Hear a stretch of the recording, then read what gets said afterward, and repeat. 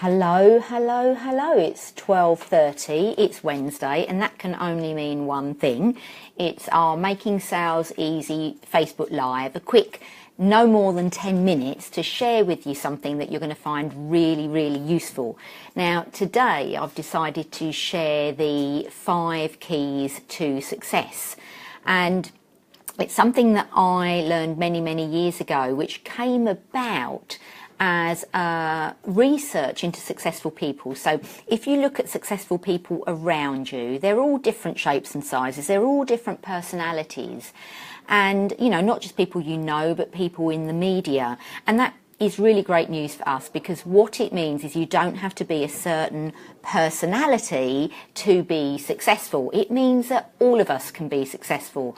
But there are 5 key things that all of these people exhibit, the 5 characteristics that really help you to achieve ultimate success.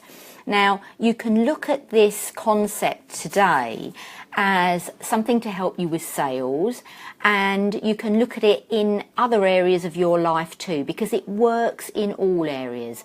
So I've added an image to the group so that you can see the little diagram that I'm going to be focusing on, the 5 key things.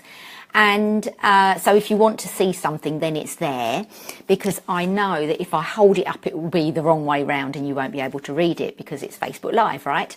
So when you look at that diagram, which is on the group, you'll see that there are 5 things, and they're in no specific order. They are really all super important, but there is an order and a sequence which will help you best get the most from this concept. The first thing that you need to focus on is what you want. You need to clarify your outcome. You need to be absolutely clear, absolutely sure what it is you want, and have given it lots of thought. So step 1 is identify exactly what it is that you want to achieve, and be very clear about that. The second thing that you need to focus on is the action that you need to take. So what action do you need to take in order for you to achieve the outcome that you really want? Now, you can think about the action for as long as you like, but nothing is going to happen until you take the action.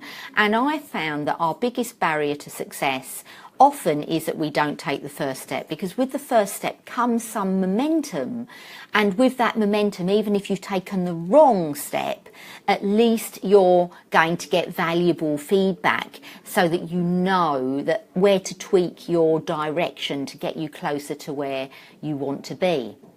Now, the third key, is to be aware.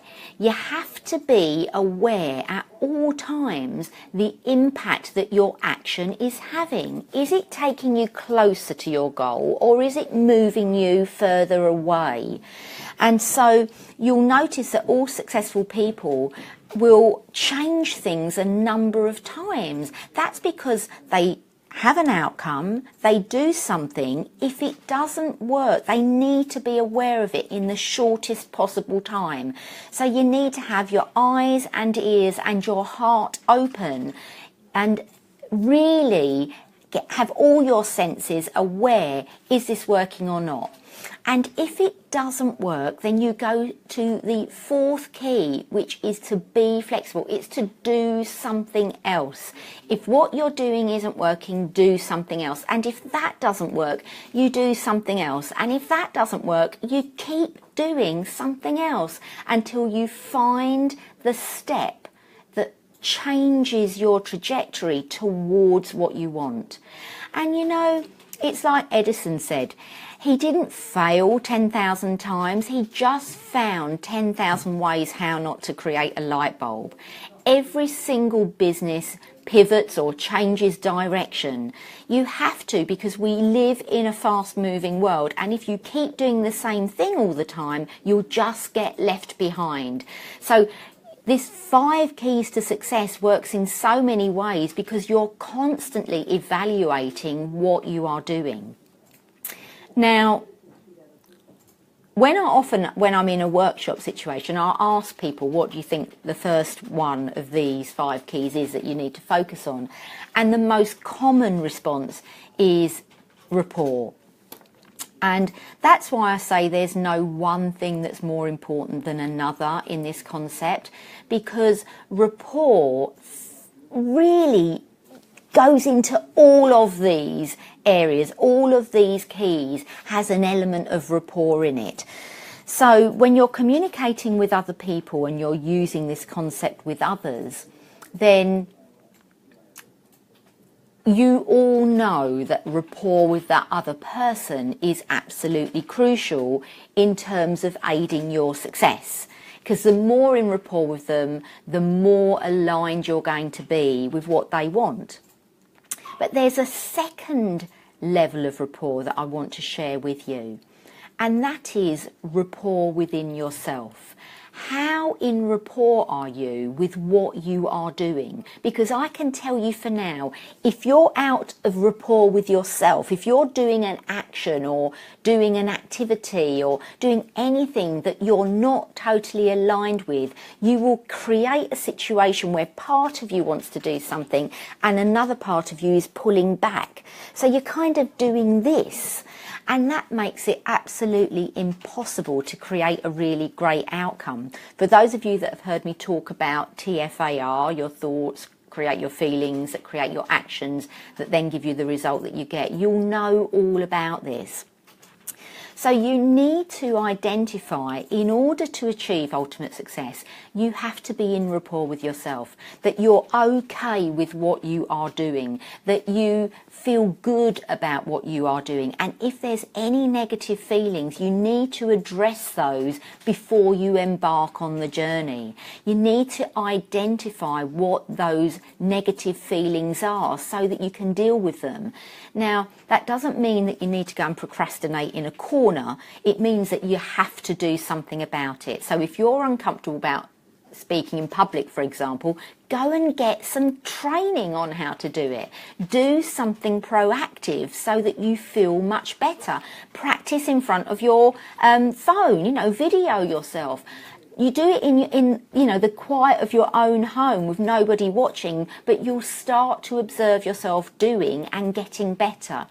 So in order to be successful, you need these 5 things. I'm just checking on the time. You need to know exactly what you want. You need to take action.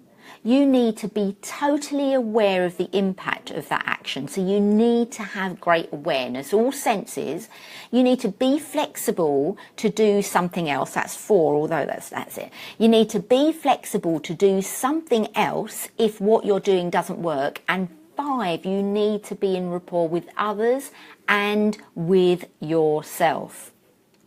Now, you can use the 5 keys for planning. So if you're going to a meeting, you can prepare by knowing what you want, you know what you're going to do and say, you're going to be aware of what they might say, you can pre-think it, you can have plan Bs in the Be Flexible, and you can focus on how to be in rapport with yourself and others during that meeting.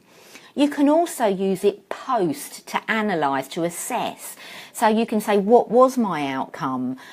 What action did I take? What was the impact of my action? What could I have done differently to have got a better result? And was I in rapport with the other person? And was I in rapport with myself? So you can use this in a multitude of ways.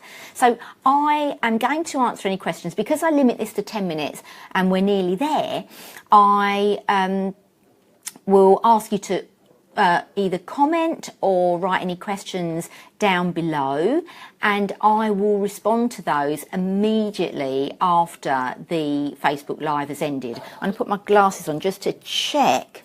Oh, yes. So, oh, wow, okay. Yes, thank you very, very much. I am well, and thank you, Manjit, for joining us today. So if you've got any questions about how you can specifically use the 5 keys, know that the more of these that you use, the more likely you are to succeed. And also, bear in mind that everything that you're really good at and successful at, you are ultimately already doing these things. So this isn't something that human beings have to learn how to do. It's the things that we do when we are being at our best, when we are being most successful. So you can do this stuff already, but in the areas where you're not successful, you're probably not doing it. And you probably you might not be doing all of them, or it could be simply that you're not clarifying your outcomes, so you're a bit all over the place. So this also helps you identify where you're stuck. So I hope that you've enjoyed this Facebook Live today.